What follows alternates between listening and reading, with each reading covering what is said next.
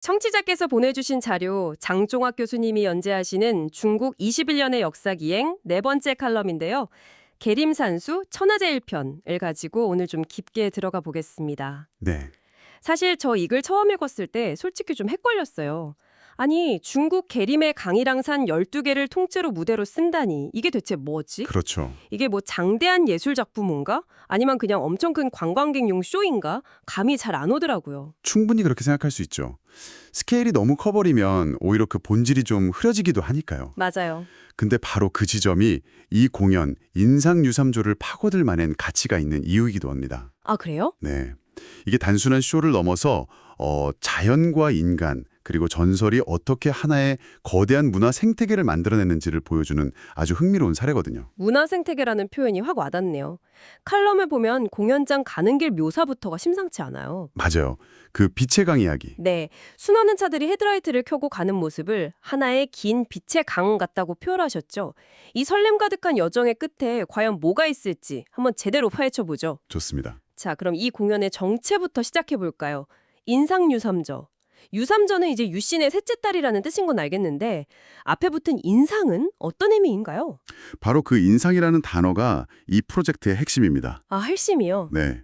이 공연이 2008년 베이징 올림픽 개막식 총감독으로 유명한 영화감독 장애모가 기획한 인상 시리즈의 첫 작품이에요. 아, 장혜모 감독. 네. 그의 아이디어는 간단하면서도 아주 대담했죠. 중국에서 가장 아름다운 자연 경관을 그냥 배경, 그러니까 거대한 무대로 삼는 거예요. 와. 그리고 그곳에 얽힌 전설이나 이야기를 현대적인 감각으로 풀어내자 이거였어요. 아, 그러니까 인상 시리즈라는 게 그 자연에서 받은 인상을 공연으로 만든다는 컨셉이군요. 바로 그거죠. 시리즈라고 하셨으니까 다른 작품들도 있겠네요. 맞습니다. 이 계림 양삭의 인상 유삼저가 엄청난 성공을 거두면서 운남성 여광의 설산을 배경으로 한 인상 려강, 아, 들어본 것 같아요. 네, 또 복건성 무이산의 차밭을 무대로 한 인상 대용포 같은 후속작들이 계속 나왔죠. 그렇군요. 하지만 그중에서도 이 인상 유삼저는 첫 작품이라는 상징성도 있고 또 칼럼에 따르면 장혜모 감독이 무려 5년 반이라는 시간을 쏟아부었다고 해요. 네, 5년 반이요? 네, 아니, 영화 한 편 만드는데도 그 정도는 잘 안 걸릴 텐데 공연 하나에 그렇게까지 공을 들였다는 게 좀 놀라운데요? 그렇죠. 대체 뭘 그렇게 준비할 게 많았을까 싶잖아요. 네. 근데 이게 단순히 무대 세트 짓고 배우 캐스팅하는 수준이 아니었기 때문이죠. 변화무쌍한 강물의 수위나 날씨, 빛의 변화 같은 자연의 모든 변수를 계산해야 했으니까요. 아, 자연이 상대니까요. 네, 산 전체를 조명으로 물들이는 기술적인 문제부터 수백 명의 출연진을 통솔하는 문제까지 아마 해결해야 할 과제가 정말 산더미 같았을 겁니다. 이건 그냥 공연 연출이 아니라 작은 도시 하나를 기획하는 수준의 프로젝트였던 거죠. 듣고 보니 정말 보통 일이 아니었겠네요. 그렇다면 이토록 거대한 프로젝트의 첫 주인공으로 유삼저라는 인물을 콕 집어 선택한 이유가 있었을까요? 아주 좋은 질문입니다. 중국에 얼마나 많은 영웅과 전설이 있습니까? 왜 하필 유신의 셋째 딸이었을까요? 사실 유삼저 전설의 줄거리 자체는 비교적 단순해요. 노래에 재능이 있는 유씨 집안 셋째 딸이 탐욕스러운 지주에게 노래로 맞서 싸우고 결국 사랑하는 목동과 이어진다는 그런 권선징악적인 러브스토리죠. 솔직히 그 이야기만으로는 5년 반을 투자한 초대형 블록버스터의 소재로는 조금 약하게 들리는데요? 그렇죠. 저도 처음엔 그렇게 생각했어요. 하지만 이 이야기가 가진 문화적인 파급력은 상상 이상이었습니다. 파급력이요? 결정적인 계기가 1961년에 만들어진 동명의 영화였어요. 아, 영화가 있었군요. 네, 이 영화가 중국 전역에서 정말 공전의 히트를 기록하면서 유삼전은 그냥 민담 쪽 인물이 아니라 한 세대를 상징하는 아이콘이 된 겁니다. 와. 칼럼에도 나온 이 시, 영화 삽입곡 산가는 마치 봄날 강물 같네. 이 노래가 당시 중국의 모든 거리에서 울려 퍼졌다고 해요. 아하, 이제 그림이 좀 그려지네요. 우리로 치면 약간 춘향전 같은 느낌이군요. 정확합니다. 모두가 스토리를 알고 주제가를 흥얼거릴 수 있는 그런 국민적인 컨텐츠였던 거네요. 바로 그겁니다. 이미 관객들의 마음속에 깊이 자리 잡은 이야기를 눈앞에 실제 자연 속에서 펼쳐낸다니 그 감동이 엄청났겠죠. 장혜모 감독이 그걸 노렸군요. 네, 가장 중국적이면서도 그 지역의 자연과 완벽하게 어울리는 이야기를 찾았던 거고 유삼전은 그 모든 조건을 만족시키는 완벽한 선택이었던 거죠. 자, 그럼 이제 무대 이야기로 넘어가 보죠. 이 공연의 가장 큰 특징, 칼럼에서 산수극장이라고 표현한 바로 그 무대 말입니다. 네, 산수극장. 이게 글을 읽으면서도 스케일이 서이상이 잘 안 가더라고요. 우리가 보통 생각하는 극장이라는 개념을 완전히 지워야 이해하기 쉽습니다. 별도의 건물 같은 건 없어요. 벙물이 없더고요. 네, 실제 흐르는 이 강의 그 2km에 달하는 넓은 수역이 메인 스테이지고요. 2km요. 네, 그리고 그 강을 병풍처럼 둘러싼 12개의 독특한 카르스트 지형 봉우리가 배경이 되는 겁니다. 천장은 밤하늘, 벽과 바닥은 산과 강인 셈이죠. 와, 정말 말도 안 되는 규모네요. 그럼 배우들 동선은 어떻게 짜고 조명은 또 어떻게 비춥니까? 산봉우리에 그냥 조명을 쏘는 건가요? 네, 바로 그게 이 공연의 기술적인 백미입니다. 장혜모 감독이 빛과 색의 마술사잖아요. 맞아요. 그는 인공적인 조명이 자연을 해치는 게 아니라 오히려 자연의 숨겨진 아름다움을 드러내도록 설계했어요. 오, 어둠 속에서 산등성이를 따라 빛이 은은하게 번져나갈 때 그 시각적 충격은 정말 압도적이라고 합니다. 또 배우들은 물 밑에 설치된 길을 따라 움직여서 마치 물 위를 걷거나 미끄러지듯 이동하는 것처럼 보이고요. 와, 그야말로 자연과 기술이 만들어내는 거대한 예술 작품이네요. 그럼 이 거대한 산수극장을 채우는 사람들은 누구인가요? 웬만한 전문 배우 군단으로는 어림도 없을 것 같은데요? 이 부분이 이 공연의 또 다른 핵심이자 우리가 처음에 이야기했던 문화 생태계의 중심입니다. 아, 출연 인원이 무려 700여 명에 달하는데 놀랍게도 대부분이 전문 배우가 아니에요. 네, 그럼요. 이강예술학교 학생들과 바로 그 강변 옥외 마을에 실제로 사는 어민들로 구성되어 있습니다. 네, 진짜 어민들이요? 그럼 그분들은 낮에는 고기 잡고 밤에는 공연을 하는 건가요? 정확합니다. 이게 정말 인상적인 부분인데 이 공연은 단순히 지역 주민을 엑스트라로 동원하는 수준이 아니에요. 아, 그런 게 아니군요. 공연 자체가 마을 경제의 중심축이 된 거죠.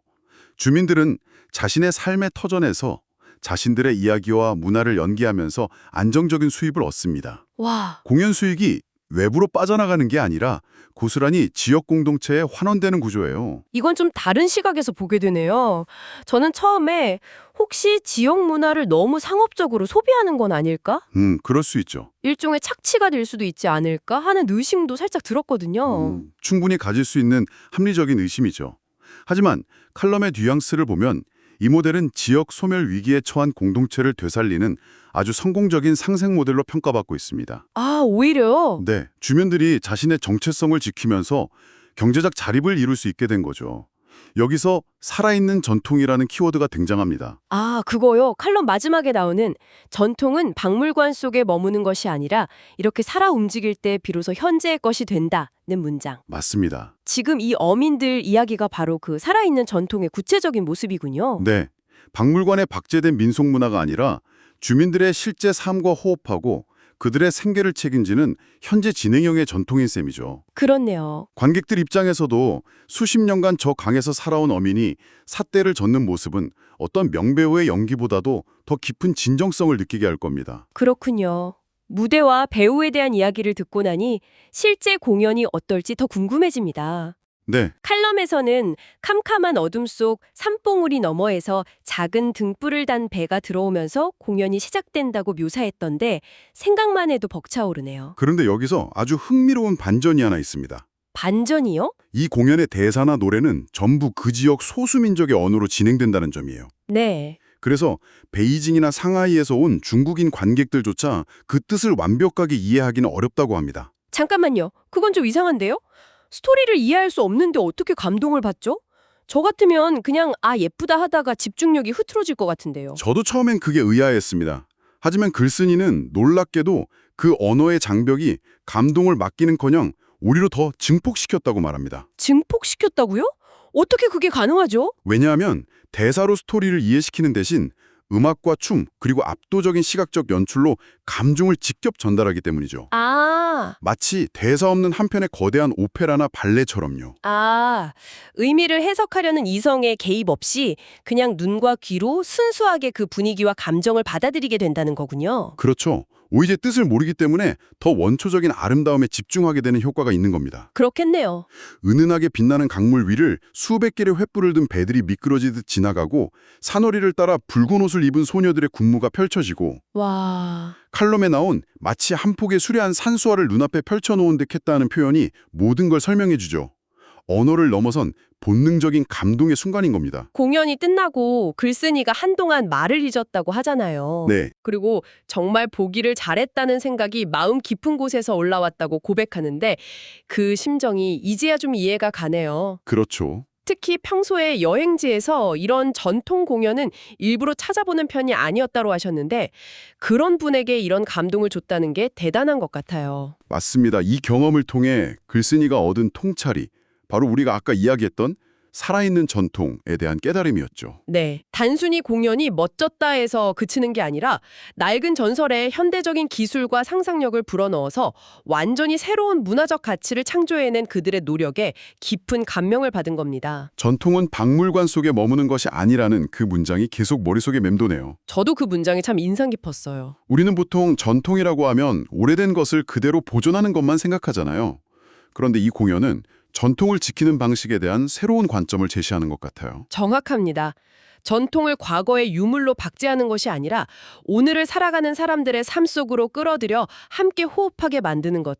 그것이야말로 전통을 가장 잘 계승하는 방법일 수 있다는 걸 이 인상유삼조가 완벽하게 보여준 거죠. 오늘은 장종학 교수님의 칼럼을 통해 계림 양삭의 밤을 수놓는 거대한 전설, 인상유삼절을 깊이 들여다봤습니다. 네. 세계적인 거장의 연출, 지역의 오래된 전설, 그리고 그 땅에서 살아가는 주민들의 삶과 압도적인 자연이 하나로 어우러진 정말 놀라운 프로젝트였네요. 네, 정말 그랬습니다. 글쓴이는 어떤 풍경은 눈으로만 기억되지만 어떤 경험은 오래도록 마음속에서 빛난다고 썼는데 아마 이 공연이 그에게는 후자였을 겁니다. 그렇죠. 단순한 볼거리를 넘어 하나의 살아있는 세계를 만난 경험이었으니까요. 이 이야기를 쭉 따라오다 보니 자연스럽게 이런 질문으로 이어지네요. 그렇다면 우리가 가진 수많은 전통과 오래된 이야기들은 지금 어디에서 무엇을 하고 있을까? 혹시 우리도 모르게 박물관이나 책 속에 가둬두고 있지는 않을까 하는 생각 말이죠. 흥미로운 질문이네요. 만약 우리가 가진 이야기와 자연을 무대로 삼는다면 과연 한국판 임상 시리즈를 만들 수 있을까요? 좋네요. 제주도의 바람과 오름을 배경으로 한 설문대할망 이야기는 어떨까요? 아주 멋진 상상인데요. 중요한 건 거대한 자본이나 기술이 아닐 겁니다. 인상요삼조의 진짜 성공 비결은 그 지역 사람들의 삶을 이야기의 중심에 놓았다는 점이니까요. 아, 맞아요. 청취자 여러분도 한번 생각해 보시면 좋겠습니다. 당신의 마음속에 박물관의 유물이 아니라 살아 숨쉬는 경험으로 나와 있는 전통의 순간은 언제였나요? 그리고 그 기억을 오늘 어떻게 다시 살아 움직이게 할 수 있을까요?